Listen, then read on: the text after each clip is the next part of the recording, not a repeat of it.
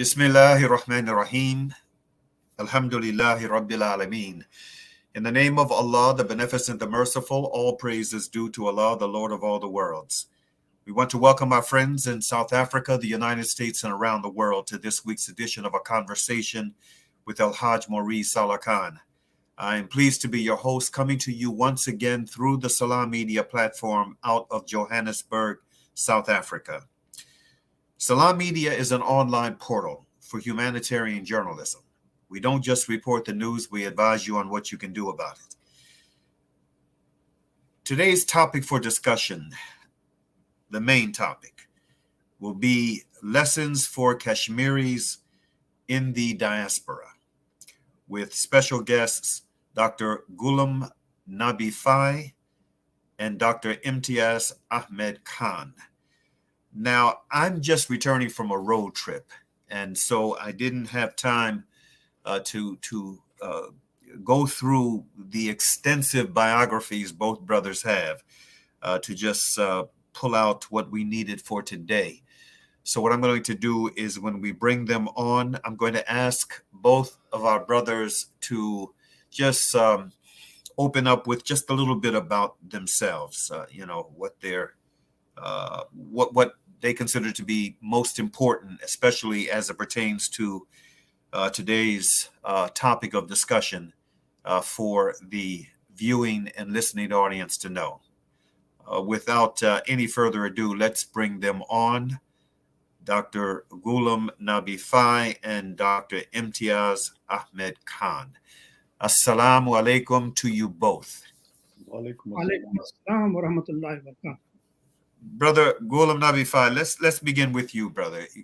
Just share a little bit about yourself and your organization, and then we'll hear the same from Dr. Khan, and then move right into our the meat of our discussion, inshallah. A little bit about yourself.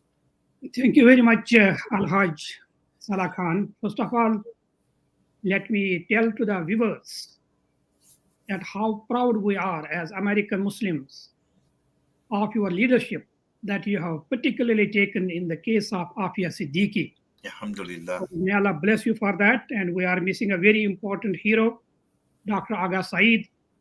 But Yes. we are your foot soldiers, inshallah, whenever you need. So you are just called away.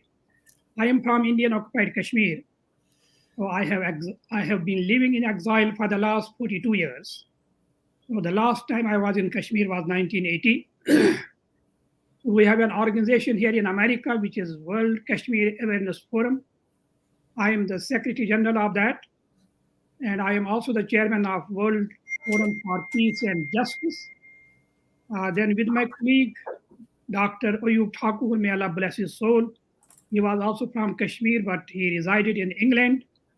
So we have been able to establish a few other organizations like World Kashmir Freedom Movement, Justice Foundation, International Institute of Kashmir Studies, and others. So our primary objective is that because we are living in a very important capital of the world, that is Washington, D.C., and which really shapes and makes the foreign policy of the world, whether we like it or not. So America has a very important role to play in Kashmir because it was none other than America which initiated the very first resolution in the Security Council under the instructions of President Harry Truman. So that's why we would like to knock the door of every single member of Congress, every single embassy, and even the United Nations mission in New York, just to remind them that they have given the pledge to the people of Kashmir, that it is none other than the people of Kashmir who have the right to decide the future of Kashmir. So we have been waiting for the last 76 years, and we hope and pray that the day is going to come when the world powers, particularly United States, is going to realize that it is their responsibility to give the people of Kashmir that right, which is the right to self-determination. Thank you, brother. Dr. Imtiaz Ahmed Khan, a little bit about yourself and whatever you would like to present as an opening statement for today's conversation, inshallah. Thank you very much. I really appreciate the opportunity, and I believe I have met you one long time ago now that regarding when you talked about Dr. Afia Siddiqui, and your efforts to bring the abuses of human rights which are being perpetrated on her to the light. And I salute you for that. My name is Imtiaz Ahmad Khan. I'm a professor of microbiology and immunology at George Washington University. I primarily am involved in research and as well as teaching medical and graduate students. I am involved in Kashmir activism since 2011. I have been part of Kashmiri American Council, and for some time I also served as the president of that organization. And currently, I am a board member of World Kashmiri Awareness. What basically enthuses me that when I go back home, because last I visited Kashmir was in 2022, and there people tell me live in one of the most important cities of the world where major decisions are taking place. Do you raise voice for us for our sufferings which have been perpetrated on the people of Kashmir?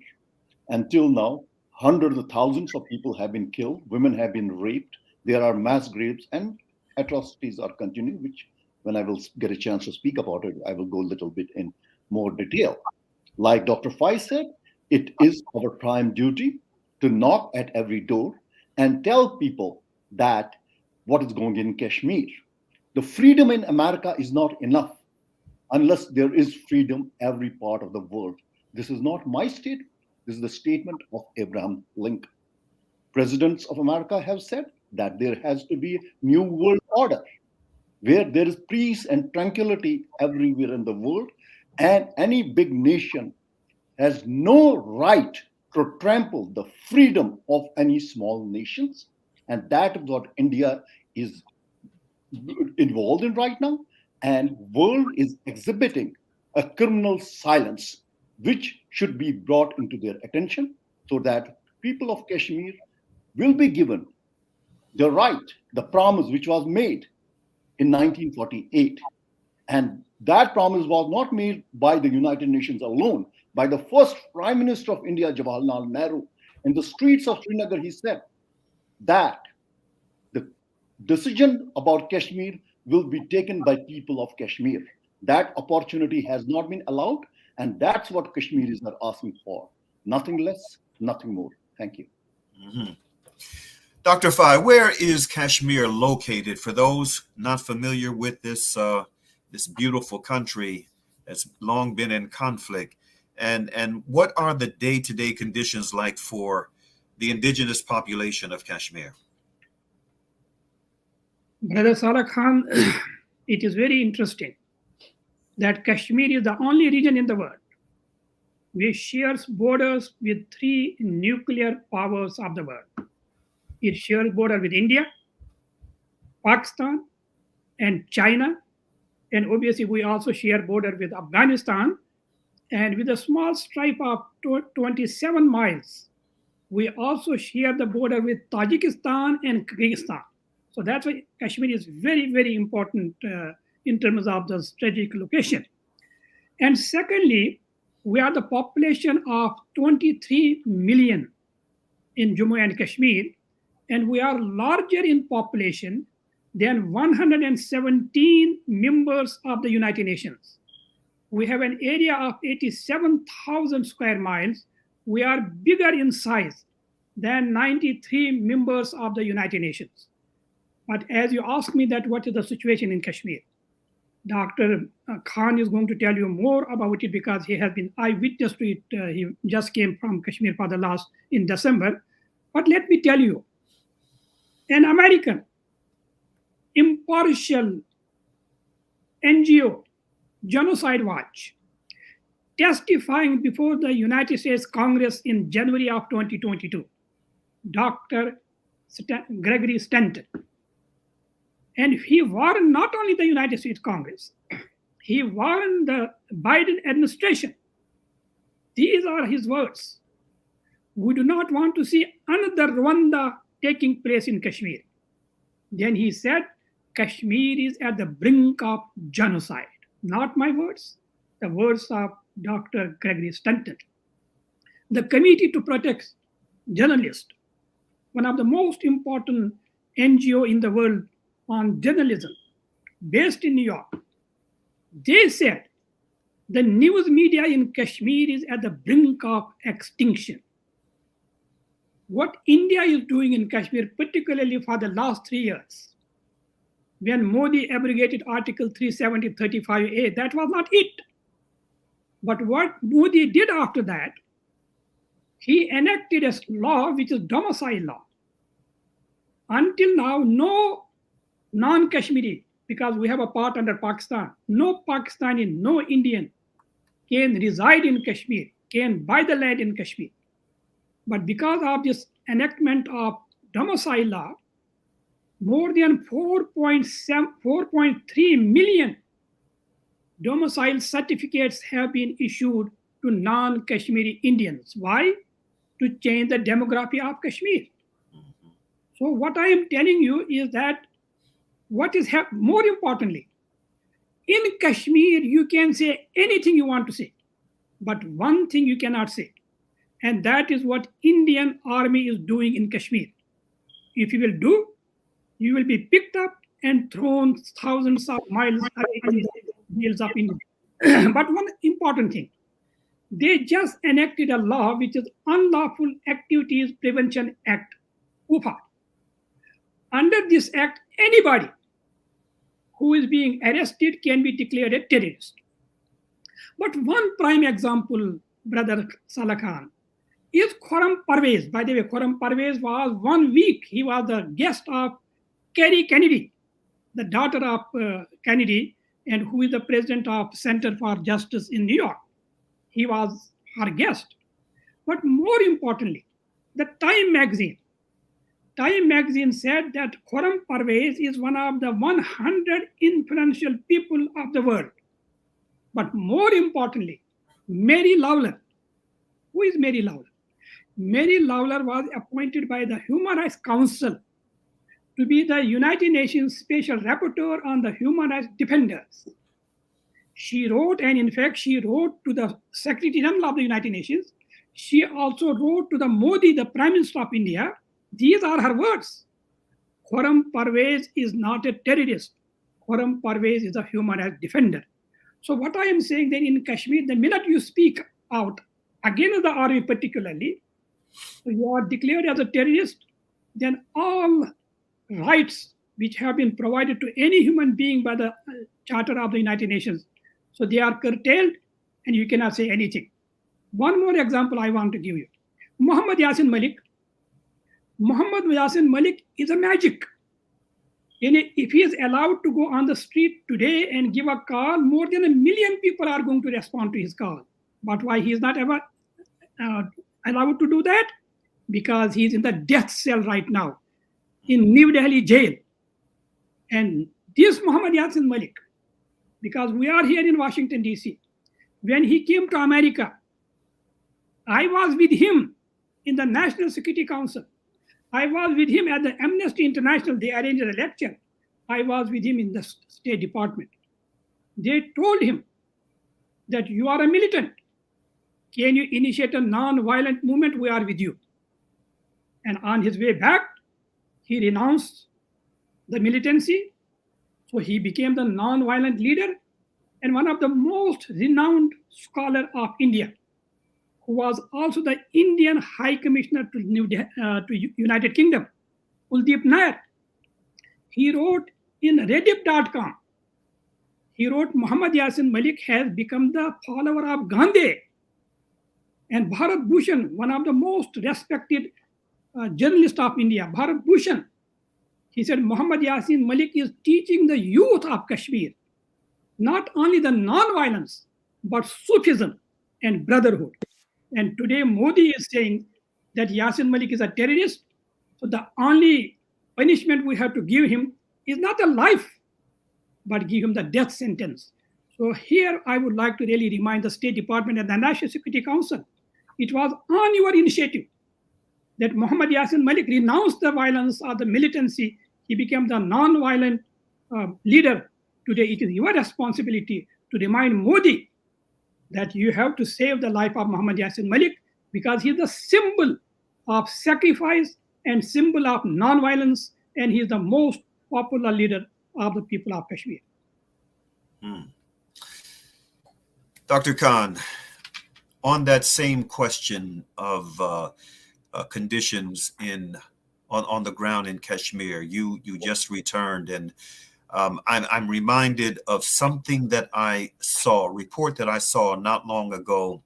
I believe this occurred, correct me if I'm wrong, in the month of Ramadan, but the report was that Indian troops went into a masjid and demanded that the Muslim worshippers inside chant Jai Shri Ram, meaning Hail Lord Ram, or victory to Lord Ram, one of the major deities of Hinduism.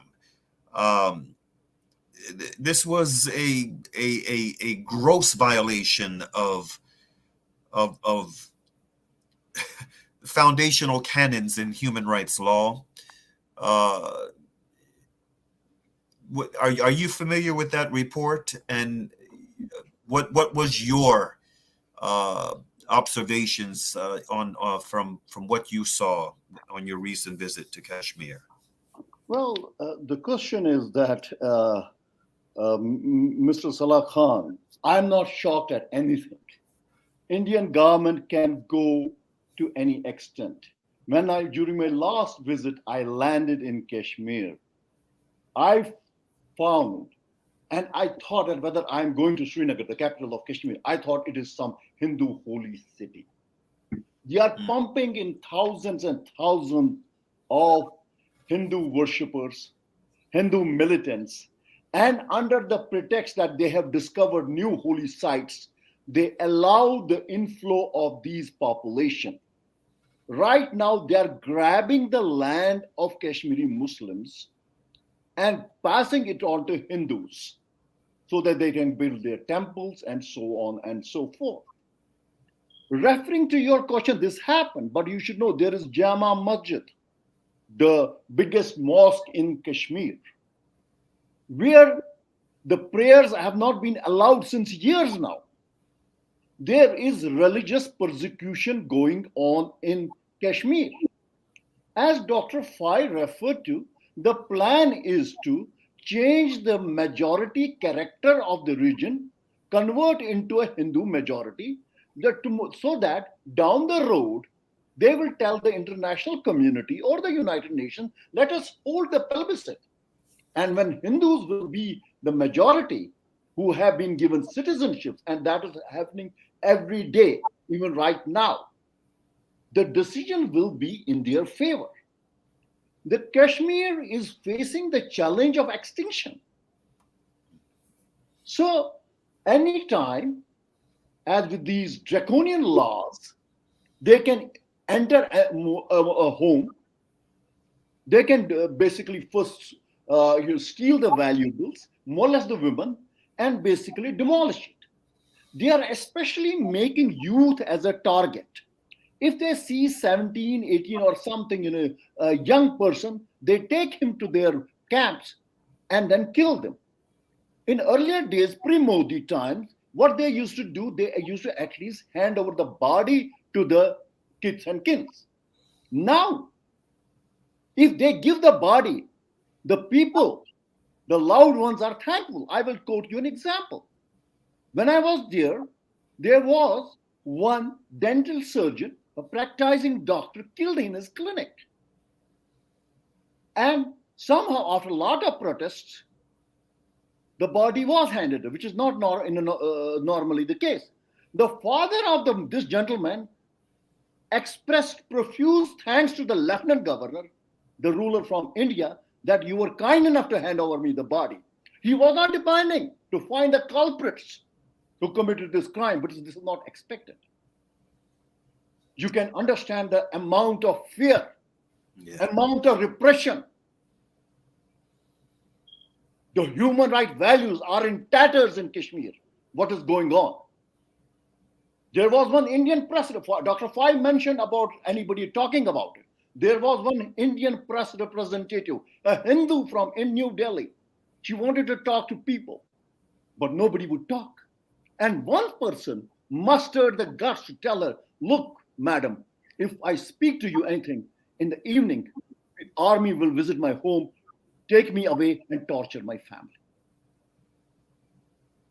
So the question is, killing is going with impunity, demolition of the property, land grab movement, change the domicile character of Kashmir. And I don't think there is any region of the world where threat of extinction is to such an extent as in Kashmir. Within, if Modi government is not stopped, or if the questions are not asked, within 3-4 years, you will have Kashmir with a Hindu majority, with Hindu rurals, and then they will tell international community, let us have the plebiscite. Dr. Khan, why, in your opinion, are people not as aware of the Kashmir crisis as they are of other crises in the global community? You know, my own education, my own awareness of the crisis in Kashmir began in 1989 when I was invited to participate in an international conference on Kashmir that was held at the Islamabad Hotel in Pakistan. This was 1989. And so I've been connected, you know, to some degree aware of the fact that this is an ongoing crisis that's been going on for many decades. In fact, it is as old as the crisis in occupied Palestine. They both began around the same time, around 1947, 1948. Why do you think, you know, it's not more people are aware of what's happening there? It is the propaganda machinery of India, misorphan information campaign. I'm sorry to say that India has been successful in that. Misrepresentation of the fact. They have somehow labeled it as a terrorist movement supported by Pakistan, which Modi said in the White House also. Nothing is farther from the truth. This is a total indigenous movement. And we talk about Yasin Malik. We talk about Ali Shah Gilani. What they said, even the Hindu tourists who were in Kashmir, they said about that, please give them food, give them shelter, and don't get involved in violence. Recently, 2 days ago, a trade union leader, Sampath Prakash, a Hindu, died. And I was listening to some of his recent interviews before his death. He said that I compliment Kashmiri Muslims, that they are 88% while Hindus are 12%. They respected our religious traditions. If anybody died, they facilitated his or her last rites. India somehow has been successful due to well-oiled propaganda machinery to label this movement. And West, although it is not they don't know, because right now strategically India is important to combat China. They have shut their eyes and try buying the Indian line. But unfortunate part is that even the Muslim countries, due to the business interests and establishing ties with India, and have not been just proactive in basically impressing on India to come to the negotiating table. Pakistan is a stakeholder. But since last 3 years, you know the situation in Pakistan. Yeah. There's some internal political turmoil going on. Mm-hmm. There's an economic crisis going on. So there is nobody. I would have expected OIC. And it is not fact they don't know it. They know it. Me and Dr. Fai have visited so many embassies in Washington, D.C. and consulate in New York. And I was surprised they know what the situation is. Because of the business influence of India, that the world is not speaking. The common man doesn't know it. The Muslim countries have to speak up. We have to have that machinery which will counter the Indian false propaganda and tell them in a very unequivocal terms that This is not a terrorist movement. In 47, Kashmiris were promised that a plebiscite will be held under the auspices of United Nations. Till 1990 or 89, you say, you heard end of 89. Kashmiris didn't come out on street. They believed that international community will fulfill the promise. It was in 1990. Younger people, like at that time, Yasin Malik, whom Dr. Fai mentioned, Shabir Shah, Ashfaq Majid, they took on the streets because they saw into the basic dishonesty of Indian politicians. And what India did, they said that it is a terrorist movement. Pakistan was giving a moral support. The movement was entirely indigenous. But somehow, as I said, India has a lot of resources and they have propaganda machinery all over the world, which try to label it as a Pakistan-supported terrorist movement, which it is not. Dr. Fai, I recently saw an article titled India's Failure to Implement RTP in Kashmir. That was the title of the article. Now, and you were quoted in that article. RTP is responsibility to protect. Now, this is a foundational principle in international law. Dr. Fai, what, from your perspective, has been the stumbling block for the United Nations to implement RTP? What has been the main stumbling block for this? Brother Salaakhan, as Dr. Khan mentioned, that there's a growing awareness about the atrocities in Kashmir. I will quote you just two, and I'm sure that you know both of them. At least you have heard the name of both of them. President Barack Obama. Mm-hmm. These are his words. I will facilitate an understanding between India and Pakistan to help resolve the issue of Kashmir. Donald Trump, these are his words. I will be honored to mediate between India and Pakistan to help resolve that hot tinderbox of Kashmir. Now the question is, because of the shortage of time, what needs to be done? Brother Salaakhan, although as you said very correctly, there is not that impact we see of our activities or the blood that has been shed on the streets of Kashmir. We don't see the impact at the international scene. But at the same time, the people who really matter, they have spoken for the people of Kashmir not years ago. I will give you just two quotes. Antonio Guterres, when Prime Minister Modi abrogated Article 370-35A on August 5th, 2019, just 3 days later, on August 8th, Antonio Guterres said, Kashmir issue had to be resolved under UN Charter.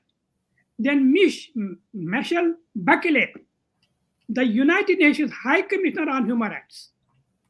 Any High Commissioner is very important, but she was very important because before that, she was the elected president of Chile for 10 years. She issued a report, 47-page report. It is untitled Situation in Kashmir. She gave 2 recommendations. And America knows that, United Nations knows that. She said to both India and Pakistan, the best way to resolve the issue of Kashmir is give the people of Kashmir a right to self-determination. And second recommendation she made, that whenever there are talks between India and Pakistan, they are incomplete. They are only complete when you are going to include the people of Kashmir in that. I would like to lastly tell you that one of the shortcomings of Kashmir issue at the United Nations, in the United States, abroad, that we have not been able to mobilize American Muslim community. They don't speak up for the people of Kashmir. Their heart beats for the people of Kashmir. They cry for the people of Kashmir when they hear, like you, the suffering and the peace, tensions in Kashmir. But in actuality, they don't do anything. As President Obama, President Trump, they spoke about the issue of Kashmir, but they did not articulate that understanding into action. So I think it is our responsibility And it's the responsibility of our friends like you, may Allah bless you, that we had to educate the American Muslim community and the interfaith, the interfaith community, that Kashmir issue is not a religious issue. Dr. Khan mentioned Samad, and he's not a Kashmiri Muslim, he's a Kashmiri Hindu. Why he's a part of Kashmiri freedom struggle? Because he knows, as I know and Dr. Khan knows, that Kashmir is not a struggle between Hindus and Muslims. It is not a fight between theocracy and secularism. Kashmir is about the basic right, which is the right of self-determination. By the way, Kashmir is the only international issue, where the solution of the problem was suggested by the parties themselves. Kashmiris need to have the right to self-determination. You know who suggested it? It was suggested by Sir Guplavasumi Avenga. He was the Indian delegate in the United Nations, and he gave these rights to the people of Kashmir on January 15, 1948. And he said, whether Kashmir remains in India or becomes part of Pakistan or joins the United Nations, that means it becomes the independent, it has to be decided by people of Kashmir. So our problem is that there have been a lot of promises, but none of the people. Lastly, I will tell you, because of the shortage of time, President Mandela, because we are having this webinar from there. Nelson Mandela, in September of 1998, as the chairman of NAM, he had Bajpai in front of him, he has Nawaz Sharif in front of him. He said, these are his words: we must lend all the strength we have to the resolution of Kashmir crisis. We need a leader like Nelson Mandela, and we need the friends like you. And inshallah, with the help of Allah subhanahu wa ta'ala, the people of Kashmir, they are going to see the dawn of freedom, whether today or tomorrow. It's not a matter of if, it is a matter of only when. Absolutely. Now we are really down on time, but I want to run this last question by both of you and get a response from both of you, inshallah ta'ala. Lessons for Kashmiris in the diaspora. This title was taken from something that you wrote, Dr. Fai. I'd like to know your final thought on today's broadcast on this very important issue. What are the lessons for Kashmiris in the diaspora? Simple. First of all, you need to know, and the people need to know. As I told you, we are 23 million people of Kashmir. The total Kashmiri diaspora from Indian occupied Kashmir in the whole world does not exceed more than 10,000 families, because India does not want the Kashmiri people to go outside to become the unpaid ambassadors of the people of Kashmir. That is our challenge.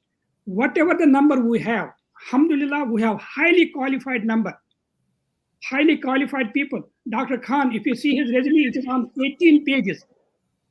But what we need to do is we have to be united on one single point, and that is the right of self-determination. And this right is the right which can make you the part of India, no problem. It can make you the part of Pakistan, absolutely no problem. It can make you the part of independent Kashmir, no problem. We must get united on one single agenda item, which is the right to self-determination of the people of Kashmir. Dr. Khan, same question. Yes, I will ask you. No, I agree with 100% what he said, but I will approach it from a different angle.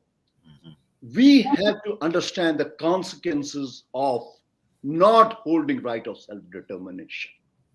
Now, the actions which India is taking, whatever they do, people of Kashmir will not and will never accept the Indian takeover of this occupied territory. What will it result to unrest, killings, mass killings, so on and so forth, a total turmoil in the region. And Kashmir is a place surrounded by 3 nuclear powers. More this problem lingers on, the chances of, God forbid, a nuclear holocaust increase every day. The world has not been able to understand the consequences of this not solving this problem. as we said, diaspora and friends like you and the other Muslim community and peace-loving people have to emphasize it on the world leaders, international community, that it's not the question of Kashmiris. It is not in the favor of us, the whole half of the world population, to let this problem go unresolved. That is our challenge. Because if world understand that, what are the long-term consequences of the not giving Kashmiris the right of self-determination? The region will never see peace, but ultimately violence will increase, and then we may reach point of no return. Because NGO from Holland has said, if there is a nuclear holocaust in Kashmir, it will affect 2-3 billion people. And world has to understand, and it is our job, like we are limited numbers, we need help from other Muslim communities, other countries, intelligentsia, who will do research and see what are the consequences of this, leaving this issue unresolved. And there lies the solution of Kashmir. Thank you. Okay, what I'd like to do is to have both of you respond, each with 1 minute. Each of you has 1 minute to respond to this final question. The U.S. government, both the White House and the U.S. Congress, both houses, painfully for many of us, extended red carpet treatment to Indian Prime Minister Narendra Modi. He was here on a state visit. And for me as an American, and especially as an American Muslim, it was quite embarrassing. You know, this man who just years ago was prevented from entering the United States because of his well-documented ties to terrible behavior as the chief minister in Gujarat, and now he's the prime minister of a country that has been engaged in some of the worst human rights violations on the planet. And but he was invited to this land of liberty and justice for all, quote unquote. In 1 minute each, your thoughts on this recent visit, and if you had ear of President Biden and his top advisors, what would you want to say to them? Let me tell you within a minute. It was the same Narendra Modi whose visa was cancelled by none other than State Department. Yeah. Because they found him guilty in the massacre of more than 1,000 Muslims in Gujarat. A person of decency and honor, Joe Biden, I really see him as a person of decency. His silence, his inaction, his passivity, not to say a word in front of Narendra Modi. I am 100% sure Joe Biden does not mean it. But Modi, he thought that he got the license to kill the innocent people in Kashmir and the minorities, not only Muslims, Christians and Dalits. I cannot believe this is the same Joe Biden who said we must lead with the example of power. But he did not tell that to, no, he said we must lead with the power of example. But he did not tell it to Narendra Modi that he must lead with the power of example in Kashmir and in India. And that was really what we were expecting from Joe Biden. And hopefully, if not today, tomorrow, they are going to convey that message. Because it was the message that was given to Joe Biden by none other than President Barack Obama 1 day before that on CNN, that he must speak on the human rights situation in India. Dr. Khan, yes. your 1 minute response to that question. As an American citizen, and I'm proud to be an American, I was disappointed in my president. Like Dr. Fai said, even the former President Obama emphasized that this issue of atrocities on minorities should be taken up. I tell my president, Look into the eye of American people. If there's a massacre tomorrow by dictator, tin pot dictator anywhere in the world, does he have the right to criticize him? Modi is leading a vigilante group who have power to kill any Muslim just on the pretext that you were eating beef or you were involved in cow slaughter. There are tapes where Amit Shah, his home minister, issues direction to massacre the people, Muslims of Gujarat. There's a BBC documentary, not made by India, Pakistan, or somewhere else, where it's clearly shown that Modi was directly involved in massacre of Gujaratis. We love our country, the land of freedom and liberty. But when our president is silent in front of a mass murderer and gives him a red carpet treatment, that disappoints me. Thank you, brothers. I want to thank you for both for being with us today. Inshallah ta'ala, we're going to revisit this issue again in the very near future. My closing thought, the U.S. government's recent embrace of Narendra Modi is a stinging indictment on how often Western democracy is equated with disguised hypocrisy.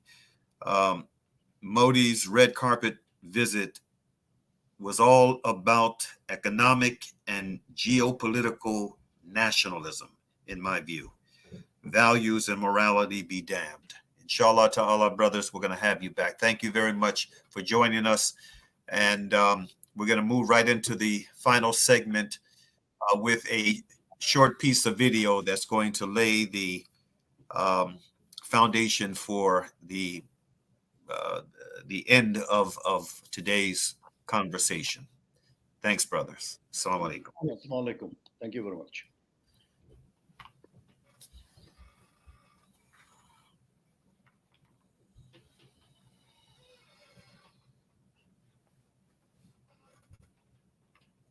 Let's see that video. New details we're following in the case of a Michigan man charged with allegedly planning a mass shooting at a synagogue.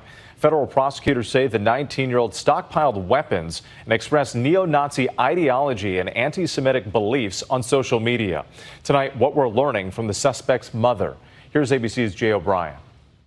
Tonight, in court filings, the FBI saying social media accounts tied to a Michigan man posted Nazi imagery and sent messages about planning a mass shooting at a synagogue. Investigators say they received a tip about those alleged threats. 19-year-old Sean Pitella allegedly writing, "Expletive this world and everything in it. I'm going to start making plans soon. Just got to buy a few more things."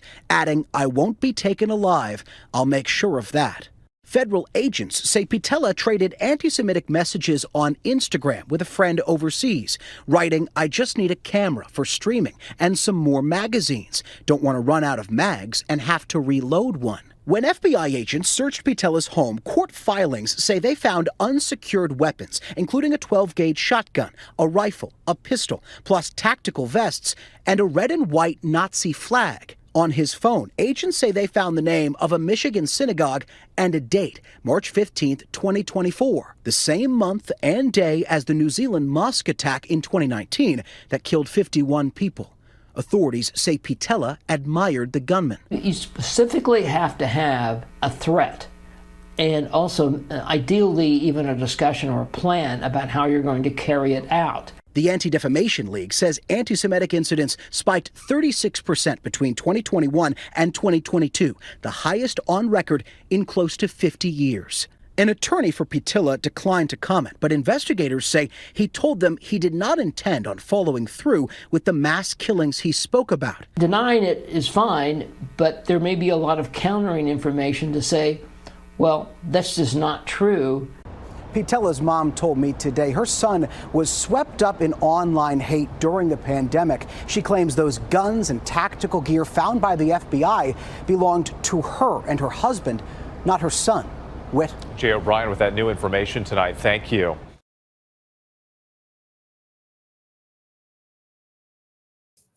Yes, indeed. Swept up into online hate. uh, the final segment for today's broadcast is on the two Americas, with a brother who's no stranger to Salam Media's airwaves, retired attorney Muhammad Bashir. We want to welcome him to today's broadcast. Assalamu alaikum, my brother. Ah, wa alaikum salam. Can you hear me? Am I good? You very well. Alhamdulillah. You're coming Alhamdulillah. loud and clear. Alhamdulillah. Let me move closer to this thing. How are you? Alhamdulillah. I'm holding up, brother. How are you doing, Aki? Doing well. Alhamdulillah. Eid Mubarak. Kareem. You know, this something that just came to my attention was so disturbing. It was so alarming that I decided that, you know, we wanted to fit just a little bit of one-on-one conversation in on it toward the end of today's broadcast, because it is that important. That video that we just showed against the, you know, the issue that I wanted us to discuss, it really emphasizes the contradictions in Americanism. It emphasizes it in a very profound way, as did the January 6th insurrection and what has come out of that so far in terms of, you know, those who have been convicted and the amount of time they have received for those material acts, not just aspirational offenses, but material acts. I think the harshest penalty so far, what has been about 12 or 13 years thus far, somewhere in that neighborhood, for material acts. Now, we just showed the video of this young man who was on a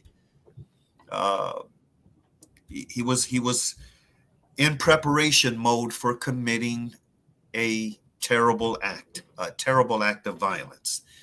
What the FBI did in this regard, what the Justice Department has done or is doing in this regard, appears to be well justified. On the other hand, we have the situation of a young brother. This recent report in The Intercept titled "The FBI Groomed a 16-year-old with brain development issues to become a terrorist." An FBI agent, you know, a provocateur groomed this individual. All right. And then this is the backdrop for this closing conversation. The subtitle of this disturbing report reads, "An undercover FBI agent befriended the teenager online. When he turned 18, he was arrested for supporting ISIS." Now, the question at the heart of today's closing conversation, if the details of this sordid report are accurate, and I happen to believe they are, why? What say you, Brother Muhammad Bashir?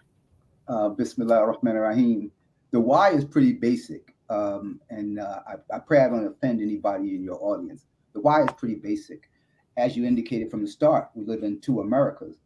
But the real tricky part about understanding the two Americas is most people will say that we live in a white America and a black America, or a white America and an other America. The real truth about it is that we live in an America where the people, the so-called others, live in the ideal, not in the reality. That's your two Americas. The ideal is America is a land of freedom, opportunity, justice. The reality is that it has always been an America that is designed for the purpose of controlling other organizations while it supports and raises up white supremacy. And we have to come to an understanding of that. Your idea of take what you just indicated on January 6th and this here young man with the plan to commit a mass shooting and he was going to do it in believe it was going to happen on the anniversary. But everybody has known that the biggest threat to America is internal, and it's white supremacy. And that has been reported since 2006. It's been reported that white supremacists have infiltrated the police. They have infiltrated policing. And so therefore you see a lot of the outcomes that you see as it relates to policing in minority communities and even in white communities, because in some white communities you have these kids who don't believe in the government. They want to take on the police. But we still live in the ideal that somewhere we're going to find justice, somewhere we're going to find kindness. We're going to find all these things that freedom, justice, that we allege that George Washington and Thomas Jefferson and the so-called founding fathers stood for. And in the absence of that, we really find ourselves not knowing where to go. So the young man who was groomed, and according to the reports and according to the case that's against him, he was a Muslim named Mateo Ventura. When they turned 18, he's arrested. But see, one of the tricky things about that is waiting for him to turn 18. And his story is unique. There are others out there, and he's mildly mentally ill. There's other stories out there where the kids are mentally ill and they're groomed by the FBI. And what does that mean, groomed? They give them that suggestion to join an ISIS or to go overseas or whatever. They send them the documentation. They try to talk like they speak in broken English, so they make it sound like they are Arab-centered or Middle Eastern-centered or even African-centered. They are the ones who make the contact. They are the ones. And there's something that's important in that story. If you read that Intercept story again, read it closely, because they say that the kid they tried to imply that the kid purchased a ticket to go to Egypt and then didn't show up to take the flight. But the kid says to them, he contacts the government to say, I can report terrorists. And part of what he's saying, I can report terrorists and people who are trying to establish terrorism organizations. He's saying they are purchasing flights for people who are trying to go overseas. So this kid couldn't get access to a credit card. So therefore he couldn't purchase his own ticket. So who do you think purchased his ticket to go to Egypt? By virtue of his commentary to the government. They have everything. They set it up. They groomed him. They nurtured him. The minute he turned 18, and not just turned 18, when he recognized, or his family recognized what was going on, he tried to turn the tables on the informant. That's when they arrested him. Because he'd been calling the FBI to turn in this guy who's communicating with him on the phone. So they arrested him then. And now they're going to argue that the evidence against him should be treated as secret because it potentially impacts on national security, which became really famous under the Bush administration.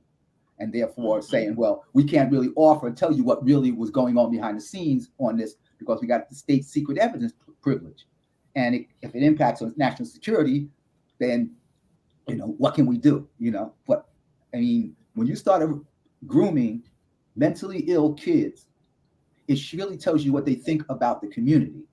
But it has been going on for forever. There's another article that's up there. If you look on the Intercept, I think it's the Intercept, that talks about the number that I think it was CARE or one of those organizations that actually did a 20-year discussion of people on the terrorist watch list. And 98% of the people on there have the name that apparently is a Muslim name. Mm-hmm. When you know that from 2006 to now, the most dangerous threat on all the reports, from the GAO to the Homeland Security to the FBI, says that the domestic terrorism in the form of white supremacy is the biggest threat to America. But the names on the watch list are basically all Muslims. So it tells you there are two Americas out there. And the question is, how do people who recognize that there's two Americas out there deal with the system? What did Dr. King tell you before he was assassinated? That America needed a what? A radical revolution of values. Mm-hmm. We are caught up in the ideal, the value of the ideal.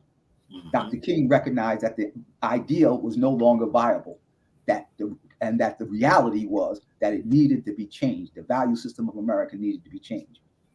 And frankly, I think the only value system that's left out there that they haven't defeated is La ilaha illallah Muhammad Rasulullah. Mm-hmm. Now, as a retired criminal defense attorney, you are well aware, and a very conscious brother, you are well aware of the fact that, you know, there have been just a large slew of cases like this, of manufactured terrorism cases that have been used to impact the Muslim community in America in a very negative way, especially, not exclusively, because there were some things going on before 9/11, but especially post 9/11. Right. Where do you think this case involving this young brother Mateo, how do you think this is going to end up? First of all, if he's as diagnosed, and he has been diagnosed as not on the level of mentally retarded, but having mental challenges. Right. So we already know that. So the question is whether or not he can participate in his own defense if he's having these mental challenges. That would be a fundamental right. You can't put somebody on trial and they don't understand what the charges are against them.